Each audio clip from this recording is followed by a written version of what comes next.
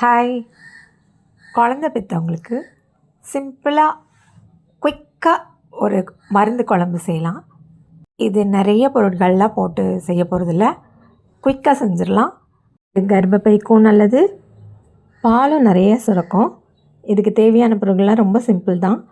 பாருங்கள், மிளகு, சீரகம், குட்டி துண்டு சுக்கு, சின்ன நெல்லிக்காய் சைஸ் புளி ஊற வச்சுருக்கேன், பூண்டு, இந்த மிளகு சீரகம் சுக்கு அரைச்சி வச்சுருக்கேன்.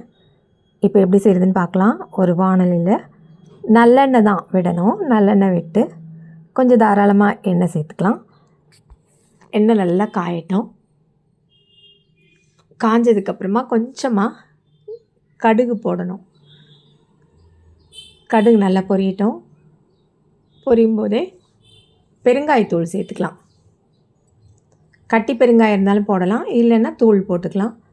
அடுத்து உரித்து வச்சுருக்க பூண்டு சேர்த்துடலாம். அது நல்லா எண்ணெயிலே வதங்கட்டும்.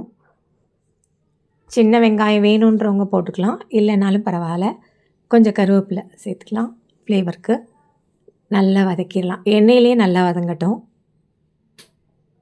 இந்த பூண்டு பால் நல்லா கொடுக்கும். இந்த பூண்டு இல்லைன்னா, இந்த குட்டி பூண்டு இல்லைன்னா கூட மலை பூண்டு, ஒத்தை பூண்டு இருந்தாலும் போட்டுக்கலாம். அதுவும் நல்லாயிருக்கும். ஒத்தை பூண்டு இன்னும் நல்லா டேஸ்ட்டாகவும் இருக்கும், அதிக அளவில் பால் சுரக்கவும் யூஸ்ஃபுல்லாக இருக்கும். இப்போ இது நல்லா வதங்கிருச்சு. இப்போ என்ன பண்ணுறோம், அரைச்சி வச்சுருக்க பவுடர் இருக்குல்ல, மிளகு சீரகம் சுக்கு போட்டு அதை ஒரு 2 ஸ்பூன் மட்டும் எடுத்து போட்டுக்கலாம். அது கூட கொஞ்சம் மஞ்சத்தூள் சேர்த்து நல்லா வதக்கணும்.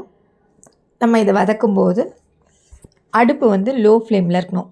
சிம்மில் வச்சு கூட வதக்கலாம், இல்லைன்னா அப்படியே கொஞ்சம் கரிஞ்சா மாதிரி ஆகிடும். ஆக இப்போ நல்லா வதங்குது. நல்ல வாசனை பாருங்கள் எப்படி இருக்குன்னு, கமன்னு இருக்குது. அப்படியே நல்லா அதிலே வெந்துடட்டும். அதுக்கப்புறமா நம்ம ஊற வச்சுருக்க புளியை கரைச்சி இதில் ஊற்றிடலாம். கொஞ்சமாக புளி ஊற்றினா போதும், நிறைய ஊற்றணும்லாம் இல்லை. ஏன்னா பூண்டும் கொஞ்சம்தான், அதனால் குழம்பு கொஞ்சம்தான். அது நிறையெல்லாம் ஊற்றி சாப்பிட வேண்டாம். இது ரொம்ப காரம்லாம் ரொம்ப சாப்பிடக்கூடாதுல்ல குழந்தை பெற்றவங்களுக்கு. அதுக்காக இப்போது தேவையான அளவு தண்ணி ஊற்றி உப்பும் சேர்த்தாச்சு. அது அப்படியே நல்லா கலந்து விட்டுட்டு நல்லா கொதிக்க விடணும். நல்லா கொதிக்க விட்டு அப்படியே மூடி போட்டு அப்புறம் மூடி வச்சிடலாம்.